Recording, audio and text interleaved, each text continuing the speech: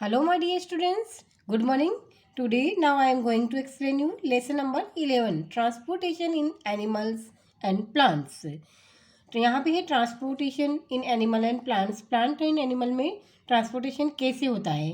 जैसे कि हम पूरा पहले क्लास में पढ़ चुके हैं कि हमें खाने की ज़रूरत होती है, पानी की ज़रूरत होती है, वाटर की, ऑक्सीजन की ज़रूरत होती है। तो हमें फूड, वाटर, ऑक्सीजन सर्वाइव करने के लिए इन सब चीज़ों की ज़रूरत होती है। तो ये सब चीज़ें जब हम जैसे माउथ से फूड टेक करते हैं, पानी टेक करते हैं और ऑक्सीजन हम नोज के थ्रू लेते हैं, तो ये सारे हमारी बॉडी में किस तरह पूरी बॉडी में पहुंचते हैं, ट्रांसपोर्ट होते हैं वेरियस पार्ट्स में हमारी बॉडी के। तो ये ज़रूरी है कि कोई सिस्टम होना चाहिए या कुछ होना चाहिए जिसकी वजह से ये हमारी बॉडी में हर एक पार्ट्स में पहुंच सके।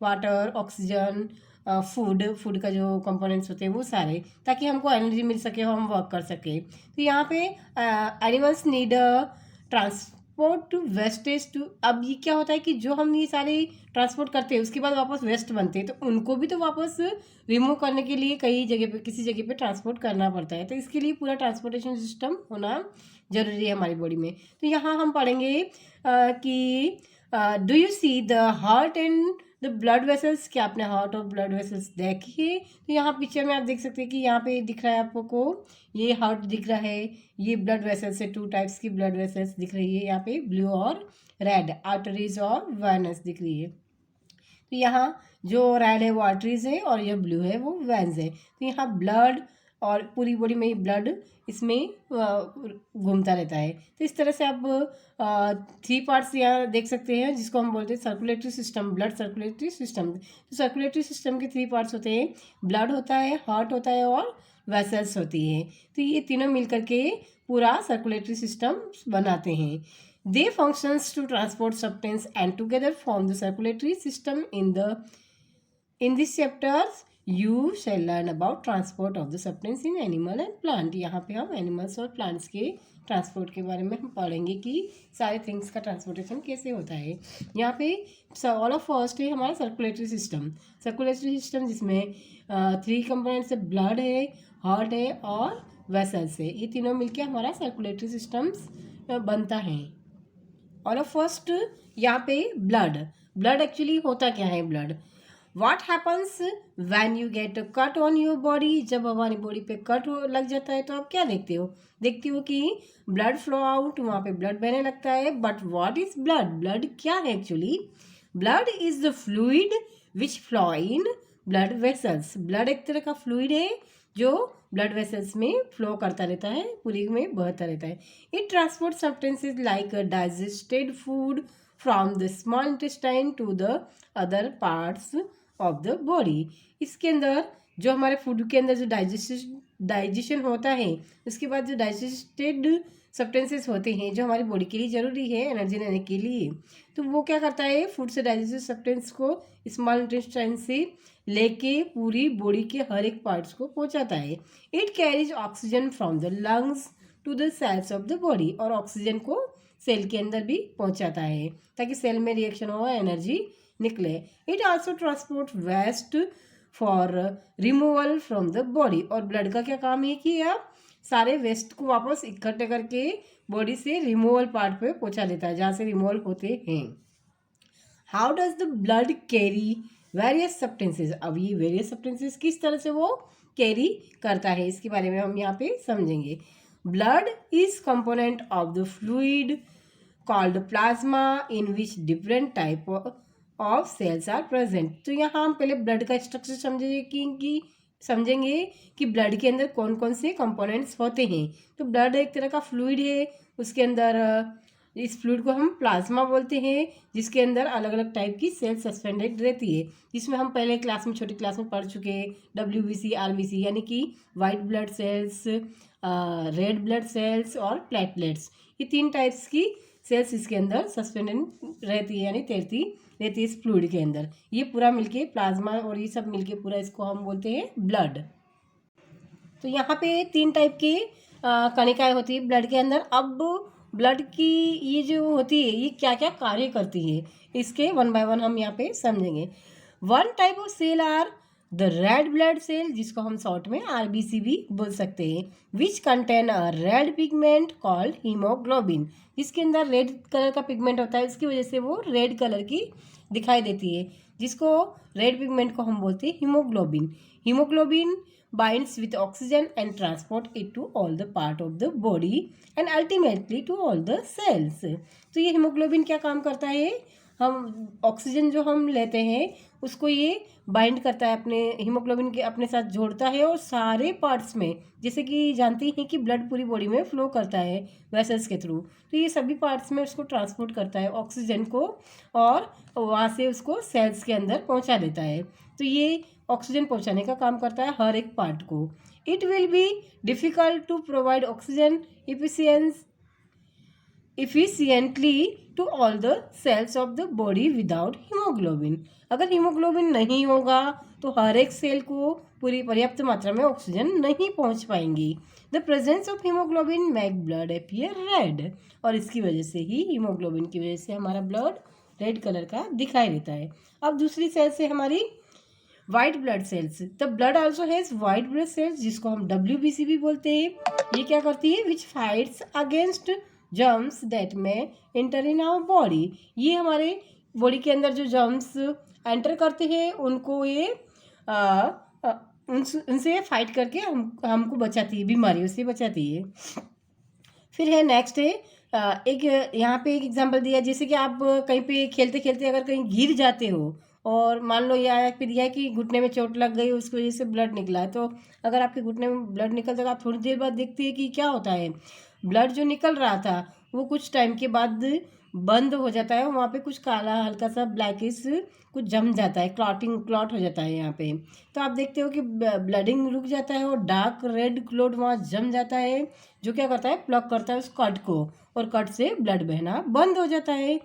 तो इसका मतलब क्या हो, ब्लड में ऐसा कुछ है जो वहाँ पे ब्लड को, यहाँ पे पूरा वो क्लॉट जमा हो रहा है, रेड क्लॉट जमा हो रहा है, और प्लग्ड हो रहा है, कट प्लग्ड हो रहा है, यानी कि हमारा ब्लड बहना बंद हो गया है। ये जरूरी है, अगर ब्लड बहना बंद नहीं हुआ तो कंटिन्यूस बहेगा तो हमारी बॉडी से ब्लड कम हो जाएगा। The clot is formed because of the presence of another type of cell in the blood is called platelets. तो ये ब्लड किस वजह से क्लॉट होता है, प्लेटलेट्स की वजह से वहाँ क्लॉटिंग होती है, वहाँ प्लग जम जाता है, और वहाँ से उस वजह से ब्लड फ्लो होना बंद हो जाता है बाहर की तरफ बॉडी से।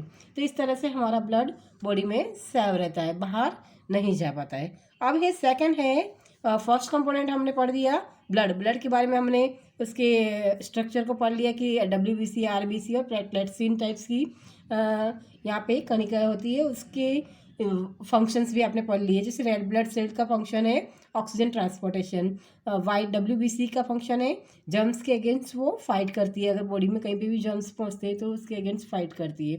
और थर्ड था प्लेटलेट्स, जो क्लॉटिंग का काम करता है, जब ब्लड फ्लो हमारी बॉडी से अगर कहीं इंजर्ड हो जाते हैं तो ब्लड फ्लो होता है, तो इसको वो रोकता है क्लॉट बना के। तो इस तरह से आप स्ट्रक्चर ऑफ ब्लड का पढ़ चुके। अब नेक्स्ट टॉपिक हमारा है ब्लड वेसल्स। दूसरा ब्लड वेसल्स, इसका सर्कुलेटरी सिस्टम का दूसरा पार्ट है ब्लड वेसल्स। यहाँ 2 टाइप्स की blood vessels, there are different type of blood vessels in the body. You know that during the inhalation a fresh supply of oxygen fill lungs. यहाँ पे जब हम breathe करते हैं, इनहेल करते हैं, तो वहाँ पे ऑक्सीजन अंदर लंग्स के अंदर जाती है। Oxygen has transported to the rest of the body, और ऑक्सीजन को ट्रांसपोर्ट की जाती है अलग अलग बॉडी में। तो ब्लड अब फ्लो कहाँ करेगा, ऐसे खुले में तो ब्लड पूरी बॉडी में जाएगा नहीं ना, ऐसे फैला हुआ तो है नहीं है, तो ब्लड कुछ वेसल्स होती है उसके अंदर वो ब्लड फ्लो करता है, नहीं कि ओपनली फ्लो करता है पूरे पार्ट्स में। तो एक ये वेसल्स सारी पूरी बॉडी में फैली हुई होती है, हर एक पार्ट में ये ब्लड वेसल्स जाती हैं, जो आगे जाके छोटे छोटे में बढ़ती है, बढ़ से वापस कैपिलरीज बनाती है, कैपिलरीज से सेल्स के अंदर टिश्यूज में जाती है, ऑक्सीजन वगैरह जो ट्रांसपोर्ट होता है वो। Also, the blood pick up the waste material including carbon dioxide from the cell। यहाँ पे ऑक्सीजन पहुँचाता है प्लस कार्बन डाइऑक्साइड जो वेस्ट मटेरियल होता है वो वापस पिकअप भी किया जाता है। कुछ वेसल्स उसको पिकअप करती है, कुछ वेसल्स उसको वहाँ पे ऑक्सीजन पहुँचाती है, यानी कि कुछ तो लेने का काम करती है, कुछ रिमूवल पार्ट से वापस लेके इसको प्योर करने के लिए लंग्स में पहुँचाती है। This blood has to go back to the heart for transport the to the lungs for the removal of carbon dioxide as you have learned in chapter 10। जैसे कि पहले चैप्टर 10 में पढ़ चुके हैं लंग्स के बारे में, जो हमारा चैप्टर आ चुका है। उसमें क्या होता है कि oxygen generated blood, oxygen generated जो ऑक्सीजन होते हैं, इनहेल करते हैं ऑक्सीजन, जो वो ब्लड के थ्रू पूरी पार्ट में पहुंचता है। ब्लड से वापस कुछ वैसेस ऐसी होती है जो कार्बन डाइऑक्साइड वाला ब्लड वहाँ से लेके गुजरती है, तो वहाँ कैपिलरी से लंग्स में छोड़ दिया जाता है कार्बन डाइऑक्साइड को।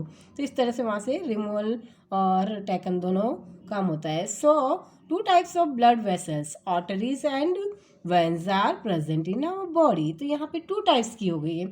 एक जो प्योर ब्लड लेके जाती है पूरी बॉडी में, आर्टरीज उनको बोलते हैं, और एक जो कार्बन डाइऑक्साइड जनरेटेड ब्लड है, जहाँ सेल्स में वो सही रिएक्शन होती है ऑक्सीजन पहुँचने के बाद, फिर वापस रिमूवल के लिए कार्बन डाइऑक्साइड निकलती है, तो उसको पहुँचाने के लिए दूसरी वेंस की जरूरत होती है, जिसको हम बोलते हैं वेंस। एक होते वेसल्स, जो 2 टाइप्स की वेसल्स है, arteries and veins. Arteries pure blood को फुल बॉडी में पहुंचाती है, प्लस वेंस क्या करती है, वेंस बॉडी से वापस कार्बन डाइऑक्साइड जनरेटेड ब्लड को लेके हार्ट से होते हुए लंग्स में जाती है, यानी कि उसको रिमूवल का काम ये करती है। Arteries carries oxygenated rich blood from the heart to all parts of the body. Arteries सारे पार्ट्स में ऑक्सीजनेटेड ब्लड पहुंचाती है। फिर यहाँ पे since the blood flow rapid at high pressure, यहाँ पे हाई प्रेशर से, इसमें आर्टरीज में क्या होता है, बहुत हाई प्रेशर से ब्लड पूरा घूमता है हमारी बॉडी में। And at a high pressure and the arteries have thick elastic wall, इसमें थिक इलास्टिक वॉल होती है। यहाँ पे एक एक्टिविटी दी है पल्स रेट की। उससे पहले आर्टरीज के बारे में पढ़ा, तो हम वेंस के बारे में भी पढ़ लेते हैं कि वेंस कैसी होती है। Veins are the vessels which carry carbon dioxide rich blood. जैसा कि मैंने समझा चुकी हूँ कि वेंस क्या करती है, कार्बन डाइऑक्साइड ब्लड को कैरी करती है सारे पार्ट से, from all parts of the body back to the heart. Heart में वो वापस पहुंचाती है सारे पार्ट से लेके। The veins have thin wall, veins में थिन वॉल होती है, जबकि आर्टरीज में थिक वॉल होती हैं। There are walls present in veins which allow blood to flow only towards the heart.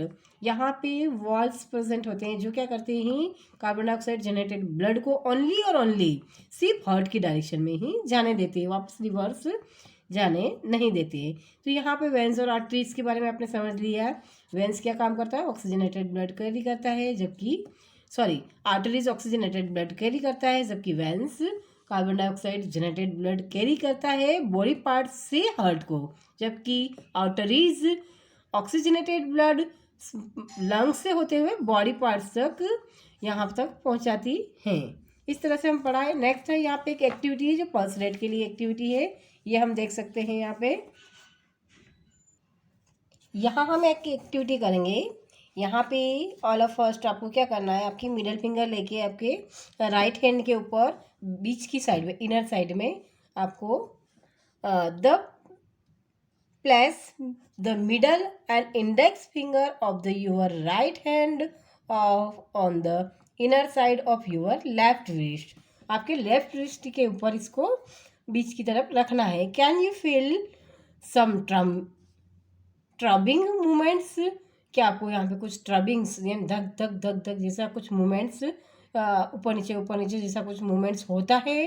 Y do you think there is throbbing, ऐसा आप क्यों थिंक करते हैं। This throbbing is called the pulse, जिसको हम बोलते हैं पल्स। हल्का सा आप प्रेस करोगे अपने हैंड को लेके, राइट हैंड से लेफ्ट को, तो बीच में से यहाँ पे हथेली से थोड़ा सा आगे की तरफ, तो आप देखोगे कि वहाँ पे कुछ ऊपर नीचे धक धक धक, आपकी उंगली थोड़ी ऊपर नीचे होगा, आपको ऐसा मूवमेंट्स कुछ महसूस होगा। And it is due to the blood flowing in the arteries. Count the number of pulses beats in 1 minute. ये ब्लड फ्लोइंग की वजह से हो रहा है, आप इसको काउंट कर सकते हैं कि ये 1 मिनट में आप कितनी बार इसका आपका पल्स ऊपर नीचे ऐसा हो रहा है। How many pulse beats could you count, कितनी काउंट की है। ये पर मिनट जो काउंट होती है इसको हम पल्स रेट बोलते हैं। The number of beats per minute is called the pulse rate. जो नंबर्स होते हैं कितनी बार हुआ वो उसको पल्स रेट कहते हैं, 1 मिनट की जो होती है। Resting person usually has a pulse rate between 72 to 80 beats per minute है। 72 से 80 तक उसकी पर मिनट होती है, जो अगर आप रेस्ट पोजीशन में हो और थोड़ा भी वर्क कर रहे हो तो आपका थोड़ा ये बढ़ जाता है। Find the other places in your body where you can feel the pulses. और भी जगह आप इसको महसूस कर सकते हो। आप फाइंड करोगे किस किस जगह आप पल्स रेट को अपनी महसूस कर सकते हैं। मोस्ट ऑफ यहाँ पे आसानी से आपको मिल जाता है। तो आप इसको अपना पल्स रेट रिकॉर्ड करोगे, पर मिनट कितनी होती है, फिर 2-3 क्लासमेट को लेकर इस तरह से आप एक टेबल बना सकते हैं। यहाँ पे जो टेबल दी गई है, टेबल इस तरह से टेबल बना के आप हर एक फ्रेंड्स की पल्स रेट को आप काउंट कर सकते हैं और यहाँ पे आप इसमें मेंशन कर सकते हैं कि किसकी कितनी है। तो आप देखोगे कि थोड़ा बहुत वेरिएशन आएगा, सबकी एक जैसी नहीं आएगी। किसी की 72, किसी की 4, किसी की 80 और थोड़ा बहुत ऊपर नीचे होके आया है तो 82 भी हो सकती है पल्स रेट। थोड़ा वर्क करके आया, चल के आया तो थोड़ा डिफरेंट भी हो सकती है। तो मोस्ट ऑफ की पल्स रेट 72 से लेके 80 के बीच में ही आती है रेस्टिंग पोजीशन में। वेंस और यहाँ पे हम वेंस के बारे में पढ़ चुके हैं कि veins carbon dioxide generated blood पूरी बॉडी से वापस लंग्स में लेके जाती हैं। तो यहाँ पिक्चर से आप देख सकते हो, यहाँ देखो लंग्स दिख रहा है आपको, यहाँ पे हार्ट है, हार्ट से आर्टरीज है। ये क्या करती है, हार्ट से ऑक्सीजन वाला ब्लड लेके पूरी बॉडी पार्ट्स में जा रही है। यहाँ एक ही आर्टरी दिखाई है, ऐसी बहुत सारी आर्टरीज होती है, ऐसे बहुत सारे कॉम्बिनेशन बनते हैं। तो यहाँ एक सिंगल आपको समझाने के लिए बताया है, यहाँ से लेके जाती है। यहाँ फिर आप देख सकते हो, यहाँ ये लिखा हुआ है कि arteries divide into smaller vessel. Arteries वापस छोटी छोटी वेसल्स में यहाँ डिवाइड हो जाती है और ये टिश्यू में पहुँचती है। On reaching the tissue they divide further into extremely thin tubes called capillaries.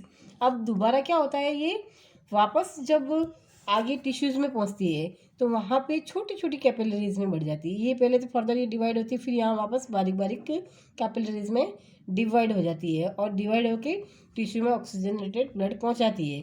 अब ये ब्लड वहाँ पहुँच जाता है टिश्यूज़ में, फिर टिश्यू से वापस क्या होता है, the capillaries join to form veins which empty into the heart.